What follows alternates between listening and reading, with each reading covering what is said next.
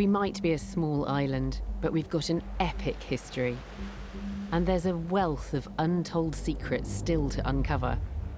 So every year, hundreds of archaeologists dig, dive, and sift to find clues. Absolutely Never seen anything like it before. It's just amazing. In 2018, their discoveries have been more exciting than ever. Look at that. So that's from a tank then? That's brilliant. That's a nice find. Not bad for day 2. Not bad at all. Each excavation has been filmed as it happened by the archaeologists themselves. Their dig diaries mean that we can be there for every exciting moment of discovery. And you imagine him looking over his shoulder, trying to get away from the enemy aircraft through that. I'll be in the lab where the teams will bring in their finds from pottery and metalwork to human remains, and we'll take a closer look to find out what these new digs can tell us about our ancestors. Look at that. Be very careful. I will be careful. Oh my goodness. While archaeologist Raksha Dave looks into the analysis that goes on long after a dig is finished. Somebody stabbed her in the back of the head. What an awful way to go.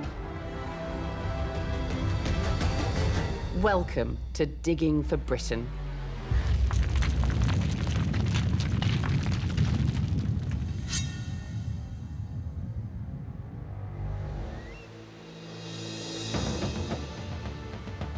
In this programme, I'm joining archaeologists in the north of the country to share in their biggest discoveries. Yes! We go on a hunt for a lost Spitfire from the Second World War. The instrument panel. No! Yeah? That is new star find. And we follow the excavation of a recently identified Anglo-Saxon cemetery with some very unusual grave goods. That's quite some bling. I've come to the National Museum of Scotland to see how these discoveries are rewriting British history, and I've been given behind-the-scenes access to explore parts of the collections rarely seen by the public. I'll have the chance to get up close and personal with some of Britain's most intriguing treasures.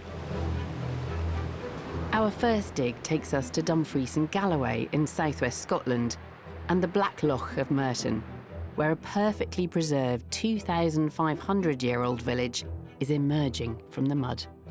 Moving back into prehistory, it is very rare to find actual evidence of the houses our ancestors lived in. Timber rots away, and very often all that we have left are imprints in the ground. But the amazing wetland preservation at Black Loch means that we have a chance to see what village life in Britain was really like 2,500 years ago.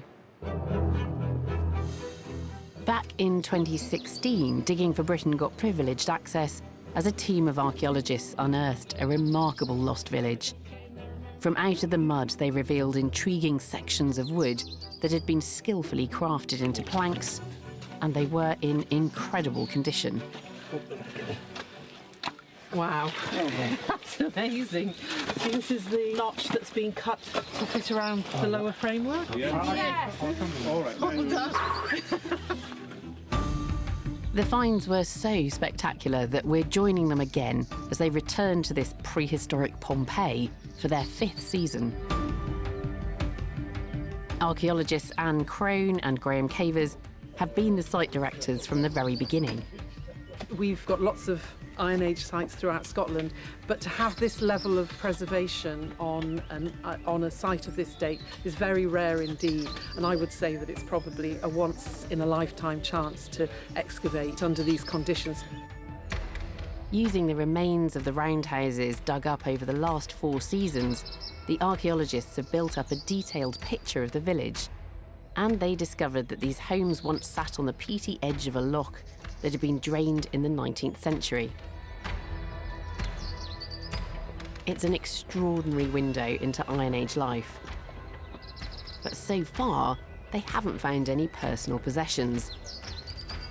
And this year, they're going to dig where they think they're most likely to find them: inside the houses.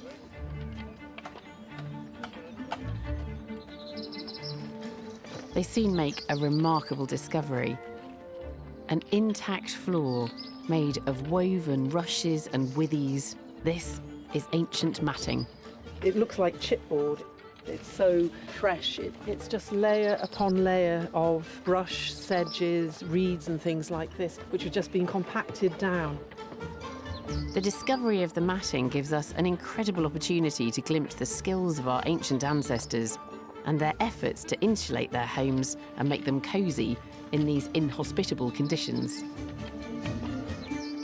And now they've got a floor surface, there's a tantalising prospect that they may find personal items. They eventually make a breakthrough. And what is it? I have no idea. It looks like it's a piece of spindle-turned wood. Anne has found an intriguing piece of clearly worked wood. Oh, wow. Has it got a hole? It's got a hole there. Never seen anything like it before. That's amazing. We're just removing the very sort of thick layer of laminated flooring materials. I was about to start pickaxing, and this is just lying on one of the surfaces within this house. Discovering what this artefact is could give the team valuable insights into daily life at Black Loch. And then there's another extraordinary find in a rubbish pit located next to one of the houses. Oh wow, I can see the decoration. Extremely rare. Oh yeah. Yeah. My heart actually skipped a bit when I saw it. This exquisitely decorated wooden object was found deep in the pit. That's the rim here. So you've got two pieces and then one piece that goes this way. And then here is the rim on the other side. Although squashed flat and in several pieces, the team knows what this is. It's a beautiful and rare lathe-turned wooden bowl.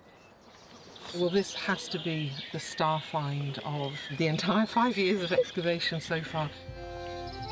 The team's discoveries have given us an unprecedented new insight into the lives of the people who lived here at Black Loch. It's been an extraordinary dig. I've asked Anne Crone into the lab to discuss her findings. And this site is just amazing. I mean, that preservation that you're getting and being able to see not just how the houses were constructed, but starting to find some of the artefacts of everyday life as well. Most of the time it's been the preservation of the structural remains, but that's really changed this year when we started finding wooden artefacts for the first time. So, yeah. I know. I mean, it looks so modern. I still find it hard to believe that this is a prehistoric artefact, but you're quite sure about the date of it. Oh, absolutely. It came out of very closely stratified deposits, and we have radiocarbon dated the deposit that it came from, and it's 2,500 years old. That's just crazy. Yeah. It's made of yew, which is a beautiful wood to carve. It's a spindle-turned object, so it's been sort of mounted with mandrels on either end there. It's very clearly designed for something, but I can only speculate as to what it is. So these objects were just found in the floor. I mean, do you think that's just happened by accident? No, I think these objects have been deliberately placed in the floor surfaces of this structure, possibly reflecting the function that the house has during its current phase. So perhaps if this is to do with weaving, that it was a weaving workshop during that phase. And that's a beautiful bowl. So this is a turned bowl which has then been decorated. Yeah. It's lathe turned. It's probably complete but flattened, and so what you're looking at is a reconstruction. It's an absolutely beautiful object. It seems to be unique in the UK at the moment. I've not heard of any other lathe-turned bowls. Its shape and the decoration, which is stunning, is really unusual. Never seen anything like that before. Until we found this, we didn't have very clear evidence for lathe turning in the Iron Age, but it's very clear from this bowl that not only were they doing it, but they've been doing it for a very long time, because this is so accomplished. Yes, so they're very good at it. And similarly with the baton as well. How extraordinary to turn up those two objects, which, as you say, are utterly unique in Britain in one digging season. Yeah. You wonder what, you know, what else is out there. We're going to be able to look much more carefully at what's going on inside the houses, what sort of activities are taking place, and get closer to the people. And how wonderfully close you got this year with that bowl and this, whatever it is, strange but very beautiful object. Answers on a postcard, please. Yeah, yeah.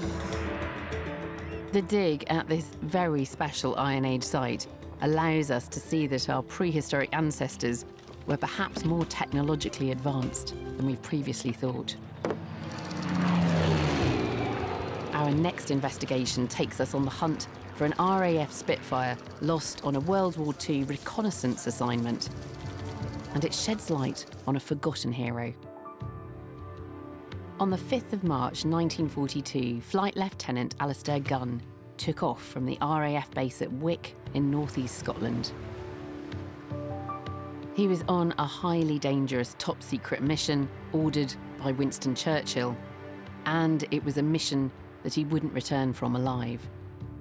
Gunn was tasked with monitoring the activity around the German battleship Tirpitz, which Hitler was using to intercept the Allied forces' merchant fleet. But only a few hours in, Alastair was shot down over the mountains near the Trondheim fjord in Norway. The Spitfire is arguably our most iconic fighter plane, famous, of course, for the role it played during the airborne conflict that was the Battle of Britain. But there is another side to the Spitfire's story. Reconnaissance Spitfires, like the one flown by Flight Lieutenant Alastair Gunn, played a vital role bringing key intelligence back to Britain. But these planes are now extremely rare. So finding this one would be a real coup. Nearly 80 years after it went down, aircraft engineer Tony Hoskins is driving all the way from Britain to Norway to lead the search. It's the earliest model photo reconnaissance machine that was designed, so we know we're onto something really quite special here. So it is literally on the other side of that hill. I'm very excited. With a team of historians, engineers and aviation enthusiasts, Tony hopes to find the exact spot where Gunn's plane crashed, bringing us close to the gritty realities faced by the RAF's brave reconnaissance pilots.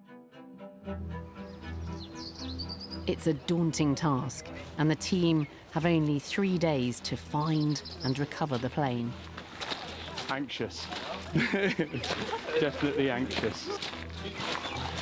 It's 3 kilometres and about 1,000 metres climb, and of course we're coming back down with a significant amount of Spitfire.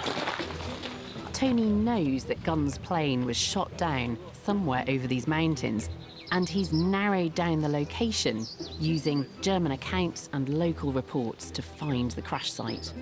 I've just stood on a piece.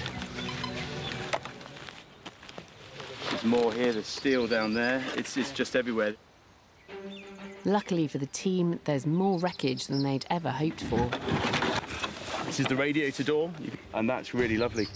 Considering it's sat here for 76 years, that's in astonishingly good condition. Suddenly, one of the team finds something that brings them even closer to Flight Lieutenant Gunn's final moments before he bailed out. So this is a piece of the canopy, the perspex. So this was last looked through by Gunn, 5th of March 1942. And you imagine him looking over his shoulder, trying to get away from the enemy aircraft through that. Absolutely fantastic to find a bit of canopy. Every piece that they salvage will help reveal how this particular Spitfire was stripped back and streamlined as a reconnaissance machine. That's amazing. Very good fun. Yeah, because that's almost the mount for its headrest. You can't get more in the cockpit than that. Star item. Because that is a brilliant piece. With nearly 19 hours of daylight in Norway's summer months, Tony and his team could just keep digging, but they know they've got to leave enough time to carry the recovered pieces back down the mountain. The next morning, they're back. This looks like the oxygen bottle. 1940 date on it. These oxygen canisters allowed the reconnaissance pilots to fly higher than their fighter counterparts. The discovery of key reconnaissance items is a boost, but Tony soon realises that they need to widen the search area. So we were hoping that a lot of it had gone bang into here, whereas it appears it's exploded and scattered over a wide area. Although the team now have more ground to cover, the new search area pays dividends. Shit. There we go. Well done. Head on. Instrument panel. No. Yeah. This is what they call the blind flying panel from the middle of the cockpit. This is the artificial horizon with its casing. So when you're flying in cloud, he would be able to know whether he's banking, climbing or descending. That is new star find. Alastair Gunn's blind flying panel. Very careful. That's the aeroplane portion. And that, oh look. Artificial horizon? Artificial horizon. What do you want to find? Say something directly relates to him. The instrument panel. And it's in one piece. Can't believe that. I really can't believe that. Amazing, isn't it? They're clearly delighted to have found such a recognisable fragment, the instrument panel from Gunn's cockpit. Well, thank you very much. We've had a fantastic day. We've managed to get about 2/3 of what we found today off, but we think the new areas that we found around are going to continue to give. It's the final day of the dig and the team have only hours left. But what they want more than anything, what for them is the holy grail, is the reconnaissance camera. Oi! Wow! Wow, what's this? Oi! This is maybe some electrical coil, maybe? Tony! This is interesting. Cameras could be here. The writing on the top says heater, front, lens, camera. 14 and 20-inch lenses. That's right, camera f/24. So it carried 14-inch lens. Could you find the film, please? Yeah. We'd like to get it developed. Yeah, no problem. Finding the camera mount takes the team right to the heart of Gunn's mission. The photos taken by reconnaissance Spitfires played a key role in the Allies' success. But of course the photos from this camera, as Gunn himself, never made it back.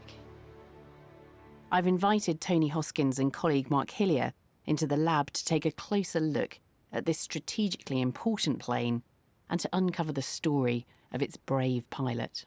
Tony, I think the first question to ask is, how on earth did you know where to start looking for this Spitfire? Well, it was a long process. We had the combat report from the German who shot him down, so we knew a rough area to start looking in, and then thankfully local knowledge proved to be the way forward. Although it's not a big aeroplane when you compare it to a mountain, it's going to be all in the same kind of area. It ends up being a bigger area than we thought, but we came away with 70% of the aeroplane. So what are we looking at here? Which part of the aircraft is this from? So this section is from the wing. So this is wing skin on the top, and what's interesting about this part is that you can see the PR blue. So all the photographic reconnaissance aircraft at that time were painted in this for camouflage. Yeah. And this is the roundel, so the identity markings that he carried on the aircraft, just so that you didn't get any friendly fire. So obviously that's really important in terms of identifying it as British, and the colour is right as well for a photographic reconnaissance Spitfire. And would they have been blue all over then? The same colour, top surface and underside, were all blue, exactly that. Yeah. Some of the photographic reconnaissance aircraft later on were painted pink. Where were they pink? Desert mostly, wasn't it? Yeah, and for the sunrise in the morning and the dust in the sky. Yeah, it becomes pinky. And it was stripped back in order to do this, was it? That's right. I mean, then he built 220 of them, so it's a very rare item. Yeah, they were unsung heroes if you think that they were often flying 4.5 hours, sometimes long sorties over water on their own, 30,000 feet, and unarmed. So obviously when they got to the target area, there's always the risk of enemy aircraft and being shot down, as Alastair found out to his cost. Yeah. And you found not the camera itself, so this is a camera off another plane, presumably. So it carried 3 cameras. It carried one that pointed out the side and 2 that pointed out the bottom. Yeah. And it was the very first setup for making 3D photographs, and that these would be mounted in a frame, and we've got the frame. That's the frame at the front. So that is part of... That's part of the frame that mounted the camera, yeah. So that frame would have looped around the top up here. Yeah. And then Alastair would have set it in on a dial for the height that he was clear of cloud and could see the target, and then the cameras would have motored to give 2 angles that would have focused at the ground at that point. Just how important was photo reconnaissance at this time?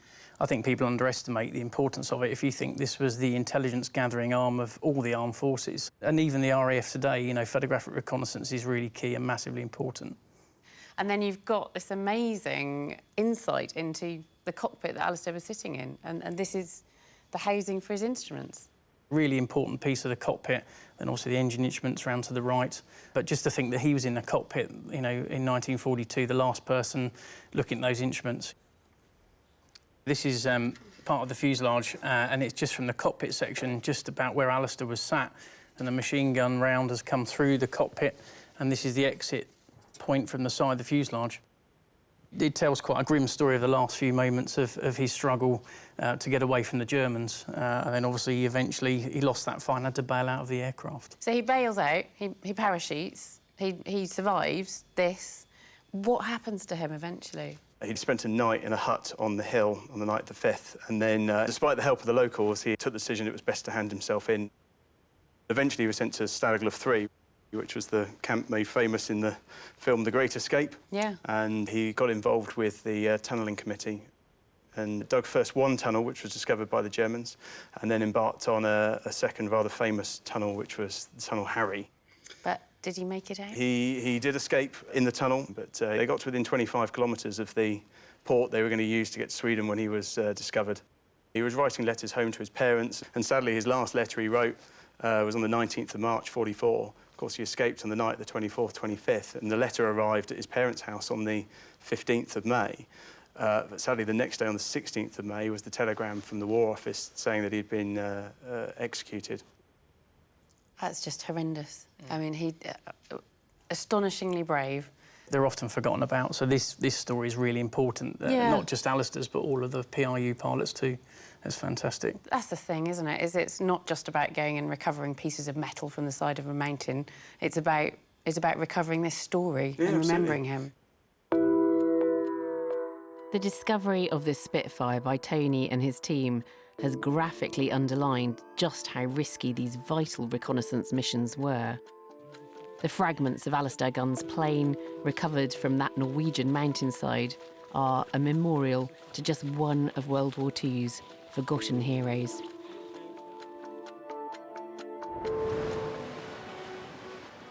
Our next investigation takes us to the Roman fort of Vindolanda in Northumberland.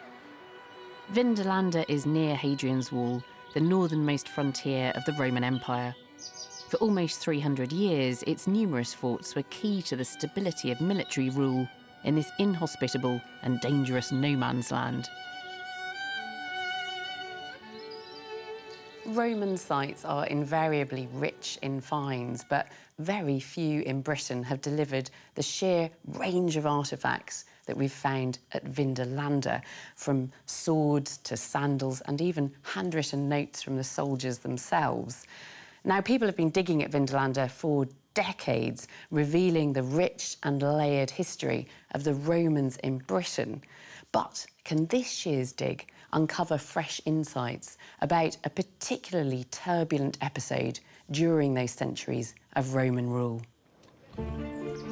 This summer, archaeologists have been digging into the ditches, Vindolanda's frontline defences, where the discoveries have been spectacular. Look at that beauty. And it's all down to the anaerobic conditions in this soil. Behind the scenes, post-excavation work is transforming our knowledge of one of the most turbulent times in the history of Vindolanda, the 2nd century Civil War. Archaeologist Raksha Dave is getting a privileged look at the conservation work taking place during this year's digging season. Every archaeologist dreams of working on a site like Vindolanda. Each object that's uncovered is so precious that it makes their post-excavation labs like the emergency rooms of archaeology. Each object needs conservation immediately, or else its secrets could be lost forever. I'm going to follow the process of conservation from start to finish. But while I wait for something to turn up in the trenches, I've met up with site director Andrew Burley to find out more about this year's mission. Andrew, what are you actually concentrating on this year? Well, we're focusing at the end of the 2nd century and the beginning of the 3rd century, when we have a Roman army in Britain trying to suppress rebels, but they're also fighting amongst themselves. In the ditches, we're getting evidence of things that are tossed away during that very brief but intense period of time. And it's a little sort of Vindolanda Pompeii, because it's only occupied for a few years, but everything is sealed, so it's giving us a lovely slice of life.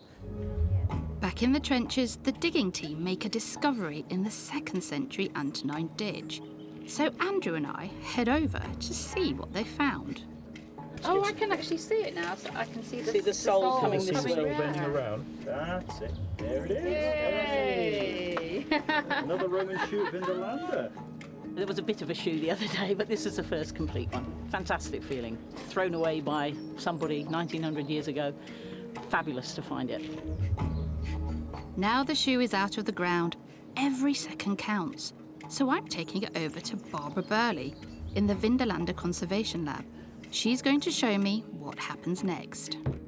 Shall we open it up and have a look? Yeah, I'm really excited to have a look at it, actually. Probably a man's shoe by initial inspection. Wow, look at that.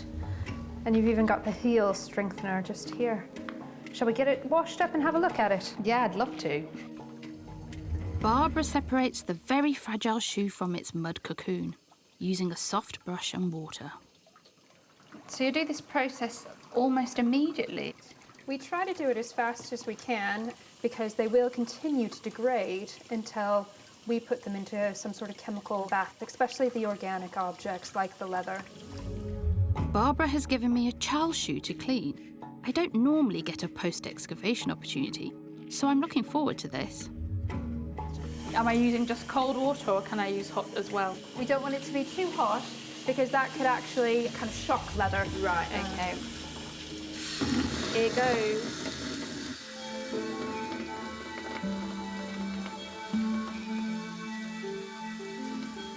The next step is to put them in these mesh bags that we've got. We use these bags in order to keep any sort of little bits that come off of it into the bucket here. It is then preserved using a cocktail of chemicals, including acetone, which stabilises the leather. The whole process takes over 5 hours, but once completed, the shoe will be preserved for posterity and go on show in the museum with some of the other remarkable finds from the excavations. Back at the fort, I meet with Andrew to find out more about the recent shoe discoveries in the ditches. So what do the shoes tell us about this particular period of conflict? If we look at all of them together, and there's almost 1,000 of them now from this particular period, 45% are non-adult male shoes. In other words, they're children, they're women, they're teenagers, and that just changes the whole nature and the complexion of what was going on, what it was like to be part of this community. It's really hard to imagine that those women and children would have seen exactly the same horrors as the men that were stationed here. Some of the things they will have seen are horrendous. We have evidence here of people who've had their heads cut off and mounted on poles on the ramparts. And if you're a little child running around, that's the kind of thing that you're going to see. The analysis of these shoes has given us a fresh understanding of the people who lived here at Vindolanda during those turbulent years. And it's given us a new take on the horrors endured by the inhabitants of this fort at the time.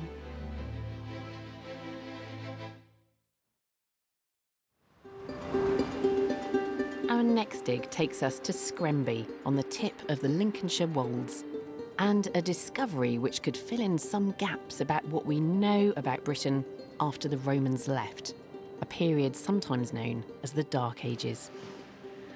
Around 1500 years ago, so history tells us, Britain was invaded by wave upon wave of Germanic tribes, the Angles, the Saxons, the Jutes, and they transformed our country, giving us the English language and the basis of our laws. But actually, there is very little in the way of written records from the time. So if we want to understand Anglo-Saxon society and its cultural connections, we have to turn to archaeology. And this next excavation gives us a chance to find out more. Last year, local landowner and metal detectorist Jim Hoff was exploring fields next to his home where he came across some rare and intriguing objects. A small team of archaeologists from the University of Sheffield started to investigate, and it wasn't long before they uncovered some graves dating to the late 5th, early 6th centuries, packed with jewellery and other precious goods. The discovery was so rich and so intriguing that this year they're returning for a full excavation led by Hugh Wilmot. Here we are at Scremby, and let's go and look at the site. So one of the questions we've got here is, the people who are buried here, were they born here in Lincolnshire? Are they sort of second-generation migrants? Or perhaps their ancestors have always lived here and they've just adopted new styles and fashions of the incoming Anglo-Saxons? And these are all questions we can hopefully answer from the grave goods they've been buried with, but also some of the science we can do back in the lab. Analysing the skeletons and the objects buried with them should provide insights into whether these people were British natives or immigrants. The team has stripped a large area and have already identified a number of graves in the ground. Possibly there's the fill of another grave coming through here. After last year's dig, they're expecting some great finds from the site, and they're not disappointed. It's the second day, and we've just started excavating some of the graves. And here we've got one leg running down here, quite a large femur there, and lying right next to it here is a huge spearhead. And it dates to about 525 to about 550 AD, and this largest kind of spear you're going to see in the Anglo-Saxon world. As the team targets some of the other graves, they are rewarded with even more exotic finds. We have this pretty well-preserved skeleton of an adult female. Down at her hip, she's got the remains of an ivory bag ring, and this went round the mouth of a sort of fabric bag that would have hung from her hip. And inside it are all sorts of artefacts. Ivory was a rare commodity in Anglo-Saxon Britain, but this isn't the first ring to be uncovered here. We found one elephant ivory bag ring last year, and already, just over a week into the dig, we found two more. So what stage are we at with this one, Megan? We're going to lift the copper brooch and this other tube bead, Right. and then the girdle hanger. Oh, wow. I think that's the nicest one we've got so far. After 1,500 years in the ground, the ring is extremely delicate. Beautiful. Well done. Good job, team. And now lifted, it'll be sent to the lab for analysis. So one of the things we can do, which is quite simple, is radiocarbon date the elephant ivory to see how old it is. Now, if it's sort of 6th century in date, it probably tells us it's coming from Africa. But if it ends up being sort of 10,000 BC, they must be reusing mammoth ivory, so that's quite an easy one to test out.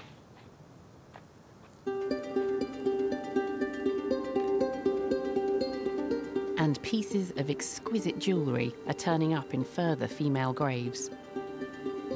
Now James has got a bead here, a very, very fine little amber bead. Sources of amber are rare in Britain, but they're finding a surprising amount of this material here. We've nearly finished excavating this burial here, and it has a young lady in it, and on her forearm is the skeleton of a baby. Placed upon both the mother and the baby were a large quantity of beads. So far we've got nearly 500 of them. It's really quite extraordinary. Many of these female skeletons are buried with elaborate bead necklaces. That's quite some bling. It's been a successful excavation, and with so many intriguing discoveries, what can the archaeologists tell us about these people and their bling? I've asked Hugh Wilmot into the lab to give me some answers.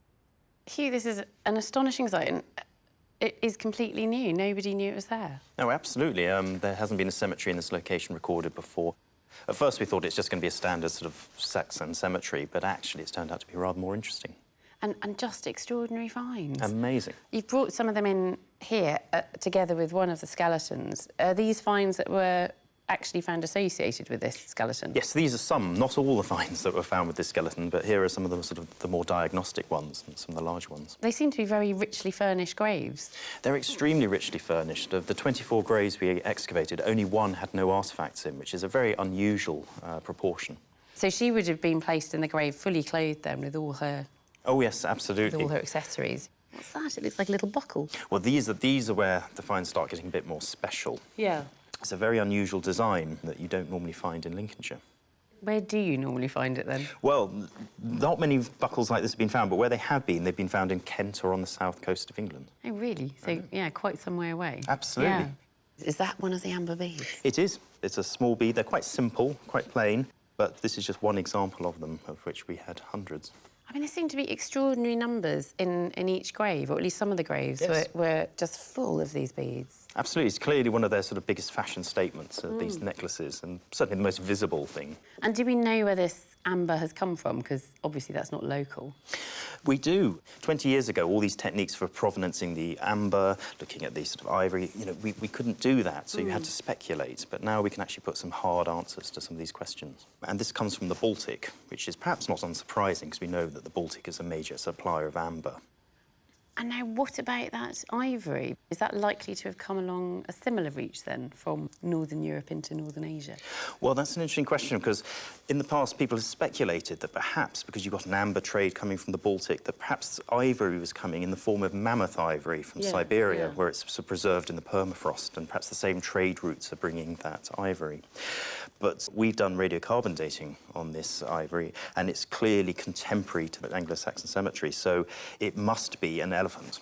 Yeah, because mammoths weren't there at this time. They've been extinct for 10,000 years. Yeah. So, you know, this has come from either Africa or maybe even India. And what about the individuals themselves? Because you can provenance the amber and the ivory.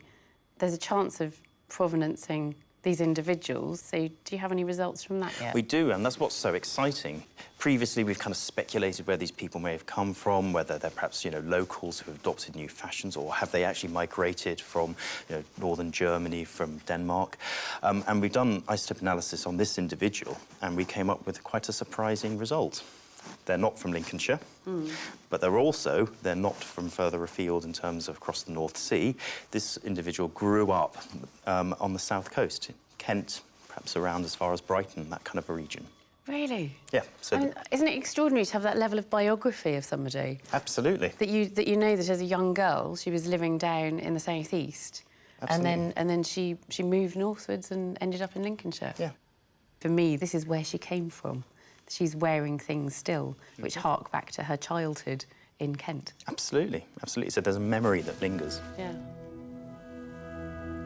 This new discovery at Scremby is revealing some wonderful detail of life in the Dark Ages, and it's allowing us to delve deeper into the cultural connections of our Anglo-Saxon ancestors across the British Isles and beyond.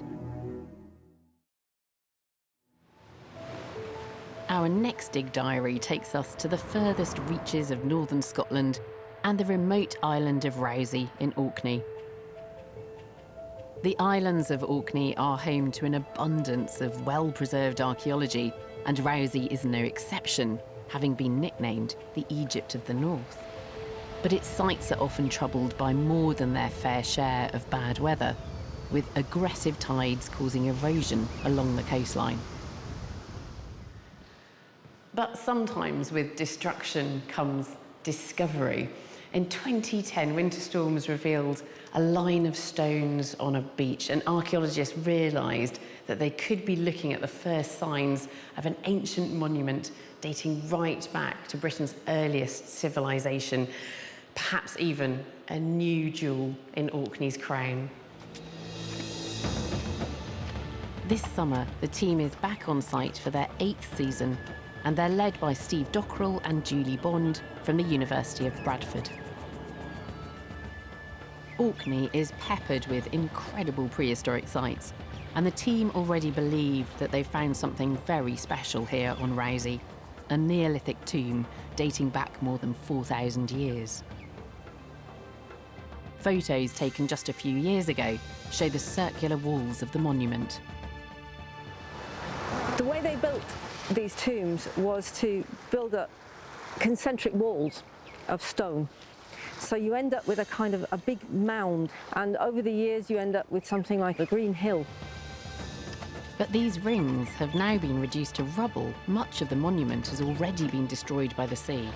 It's heartbreaking that we're watching this thing disappear, but it gives us an opportunity to excavate and to pick this apart and to really understand how these were built.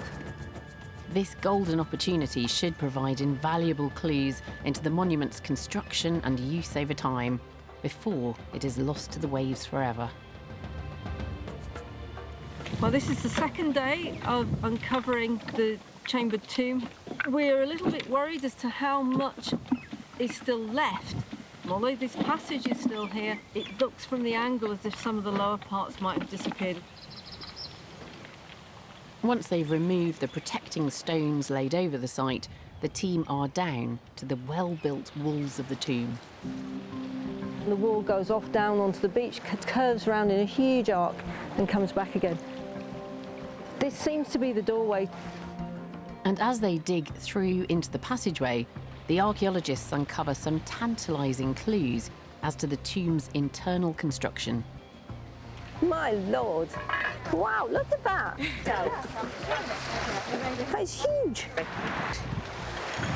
As they've gone back into this area here, enormous great stones have appeared, and they are absolutely massive. We're talking about something before they broke that would be about this wide. So that's got to be roof of something, a lintel from something, which is really interesting. These huge slabs would have spanned the width of the passageway, and they remind us that our Neolithic ancestors were skilled engineers.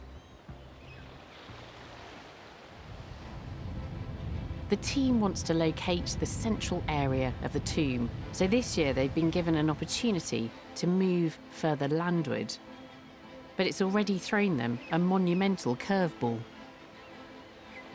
As the team excavate down through the mound's central top layers, they come across evidence that just doesn't add up. Someone seems to have made this tomb into a home. Well, this is the surprise this year. This is the thing we didn't quite expect.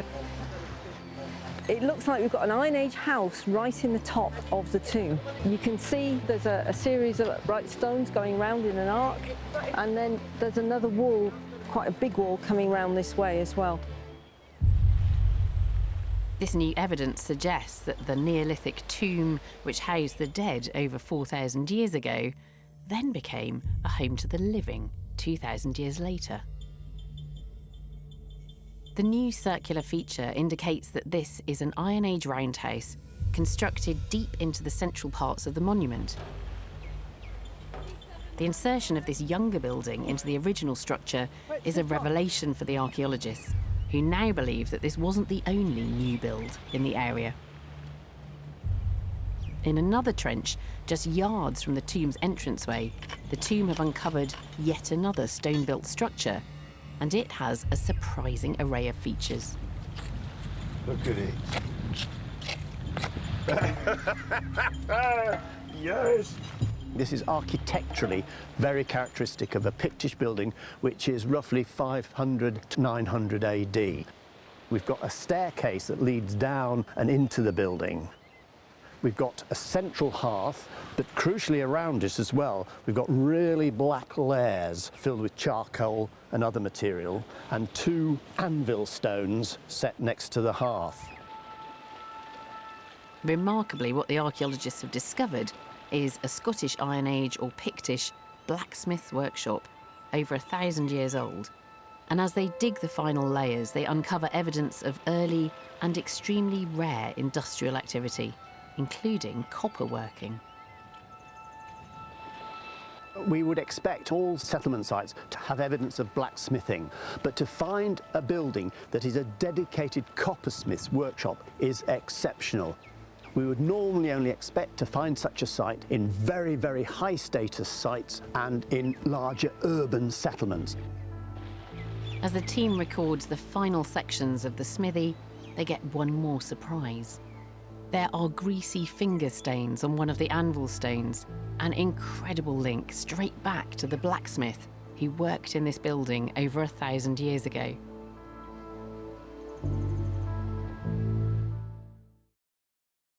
I've asked Julie Bond and Steve Dockrell into the lab to tell me more about this extraordinary place. This is such an incredibly complicated site. We have dug sites in the Northern Isles before, so we knew they were complex, but this is an order above, I think. What is amazing about this site is that it was a real hotbed of activity. I think it must have been a very busy place, and the archaeology there is quite remarkable. We get settlement build up for these long periods of time. And what about the reuse of this Neolithic tomb? It seems very odd that Iron Age people should come along and just want to build their houses into the side of it. It may be because it's a ready source of dressed stone.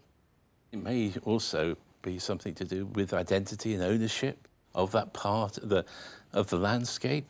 Maybe they have an interest in what's gone before. That it's not just about using the stone, No. that they're close to the ancestors, perhaps? Close to the ancestors. And then you've got evidence of metalwork. This is probably part of the tuyer, which is basically usually a piece of stone or a block of clay that you put the bellows through. It's to protect the bellows from catching fire. Right. So that you can pump air into your hearth to get the temperature up high. Yeah. So we actually know where the smith was sitting and where the person working the bellows, was sitting in that little building. Yeah, yeah. See how they've lived their lives in those places, which and is... see where people have kneeled. Yes. I mean, That's right. I was amazed by that. Yes, that must be a it's very absolutely rare fantastic, find isn't it? indeed. I mean, you can see those fingerprints there, and you can see these carbon splodges where we think the smith would have been kneeling up against it. Yeah. This is a beech cobble that's been used as a hammerstone, and they're incredibly strong. So they make ideal anvils. Yeah. And we only found these finger marks when we cleaned it. It was totally invisible when we were excavating it. How have they survived? It would have been dark, the metal would have been glowing, it would have been hot, smoky, lots of carbon, lots of sweat. So kind of grease and soot together, staining the stone. I don't think I've ever had quite such a vivid understanding of how somebody used a building. We can actually piece together exactly how people operated. So that's quite an unusual thing for archaeology, to be able to place people into it. The sort of place that people coming to Orkney would have heard about, would have known about. Would have known about. It was a highway. It was a gateway to the Atlantic going out. Go that way and that's all you have in front of you, is the Atlantic. Turn left and you're heading towards the rest of Scotland and down through the islands towards Ireland. Turn right. You're heading to Scandinavia. Yeah. And of course that was so important in the Viking period. This gateway works both ways because the Vikings we know were certainly settled nearby, possibly on this site, because first generation Vikings were buried close to this site. And so it's a bit of a temptation, isn't it, if you're sailing past this wonderful site with the, with its own coppersmith and all these indications of wealth, and you're a Viking in a longship. Are you going to leave that alone? These new discoveries on Rousey show that, far from being a remote group of islands, Orkney was a vibrant and busy hub which was occupied by wave after wave of people for thousands of years through prehistory. At the National Museum of Scotland, they have further evidence of this activity. The collection centre houses some 12 million objects, and amongst them is an artefact that speaks of the enduring importance of Orkney, sitting right at the centre of a maritime network that continues into the Viking period. The Westness brooch was found in 1963 in a Viking burial not far from the Neolithic tomb on Rousey. I've met with early medieval expert Dr. Adrian Maldonado, who's going to tell me more about this exquisite object.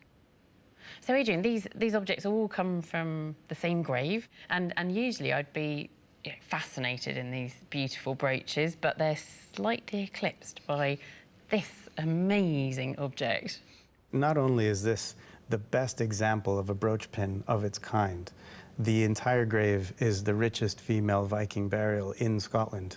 The technology of filigree, that sort of dotting of gold into beaded wire, that's something that we're getting from Anglo-Saxon metalwork at this time that is then adopted into Irish and Scottish metalworking. Here you can see the head of a kind of beaked creature, and then you have this amazing sort of wolf head, a sort of ferocious creature. Yeah. Do we know anything else about her? Do we know where she came from? I mean, did she live in Orkney, or was she from elsewhere? Now, this is an interesting thing. One of the things that they've been able to do is test the teeth of the females in the West Ness Cemetery to see whether they were local or not. And what's come out of this is that they're not from Orkney, but they're from somewhere in the British Isles, either from Eastern Britain, Lowland Britain, or Lowland Ireland. So they're not local then? People from outside Orkney are settling in Orkney at that time. Yeah. They're creating new settlements and sometimes sort of continuing older ones. So Orkney was a great place to be. It was right at the centre of this Viking world. Absolutely. If you're involved in long-distance sea trade, Orkney's where you want to be. Discoveries like this from the Viking Age shows how archaeology can change the story of Britain and revise our understanding of life in the past. Our final dig takes us to the city of Salford, where archaeologists are delving into the heartland of Britain's Industrial Revolution to uncover the largest jail in Georgian England. The site of New Bailey Prison sits on the edge of the River Irwell, in an area linked to the heavy industrialisation of Salford, which began over 200 years ago. As Salford's industry boomed, its population expanded and crime increased. At its zenith, New Bailey Prison was the largest in the country, and it could hold 750 prisoners. Now, an excavation provides an unprecedented opportunity to find out what the lives of those prisoners were like during the Industrial Revolution. As part of a major regeneration of Salford, archaeologists are getting a chance to scrape back the centuries and reveal evidence of a radical new approach to crime and punishment. On site are a team from the University of Salford, headed by Rachel Reeder and Mike Novell. They are currently in their 5th and final year, and Digging for Britain has been following them all the way. The dig is focusing on the later 1820s extension of the prison, and preservation is looking good. What we are seeing is how these buildings were actually built. The foundations are surviving 2, even 3 metres deep in places, which is brilliant. And better yet is that these new discoveries aren't even documented on the plans. All of this is below ground, so we certainly had no idea that this was here. We're finding those little bit of extras that kind of help tell the story about this site. Further exploration of the foundations has uncovered hints that the prisoners may have been allowed some surprising creature comforts. Oh, blimey. There it is. So we found what looks like the remnants of a heating system, which is very unusual, completely unexpected, not on the maps. And Andy thinks he's discovered where the main boiler was positioned. You have a staircase. So the stairs came down here. There's your access to your boiler house. This is probably part of the fire pit underneath the actual boiler itself. The heat would have gone up. There would have been flues going into the other cells. And there's coke. It's a great indication what they're actually doing in there. Just further evidence that we've definitely got a heating system here. And heating isn't what you'd expect to find in a prison of this age. We know the really poorest working classes actually were being better fed and better looked after in this prison than they would be out in the industrialised slums in the 1840s. But despite being heated, some of the cells became increasingly cramped. This is probably no more than 2 by 2 metres. More than one person would have had to have slept in here, possibly up to 3 people at one point. As the local population expanded and crime increased, the number of prisoners eventually became overwhelming. Ultimately, The prison has far more people in it than it was originally designed for. This was recognised in the 1860s as being unworkable. Hemmed in by urban developments, the prison couldn't expand, and it finally closed in 1868, making way for the larger prisons of an even more brutal Victorian age. I've asked Rachel Reeder and Mike Neville into the lab to discuss their discoveries and find out more about prison life at New Bailey during the Industrial Revolution. This is an incredible opportunity to excavate a prison which starts in the Georgian period and goes all the way through into the Victorian period. The prison was built at a time of improvement and enlightenment. This is a new type of prison building. It's one of the first of its type in the UK. And you discovered quite a lot that isn't on the plans. What was the most surprising thing about it to you? I think the discovery of a heating system in the cells, which was completely unexpected, not on the plans. And that's part of the flue, is it? It absolutely is, yeah. So there were several of these kind of built up into a wall, and it would have basically directed the hot air from this boiler to the cells. How effective it was, we don't actually know, but we've got it, which was fantastic. And in terms of what life was like for the prisoners, it can't have all been a bed of roses, surely, living in a prison like that.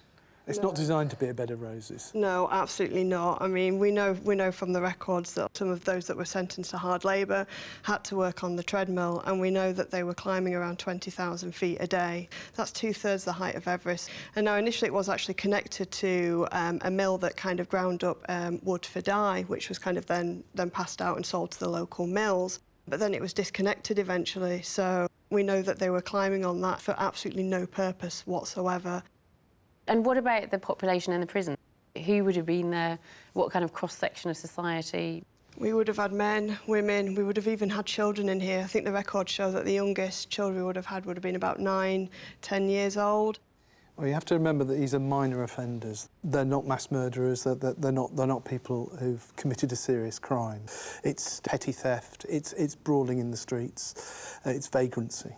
Now that means they're from the poorest part of the working population of Salford and Manchester. And we do have some comments from women bursting into tears when they are about to be released from the prison because they're faced with going back to those kind of slum conditions. Yeah, and your excavations have shown that at least they were in a place which was, heated during the winter.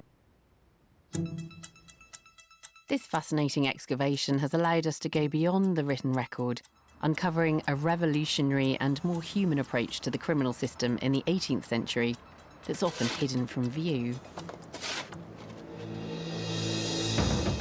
From uncovering a lost World War II plane and the tragic story of its brave pilot, to glimpsing an incredibly well-preserved Iron Age village occupied over 2,500 years ago,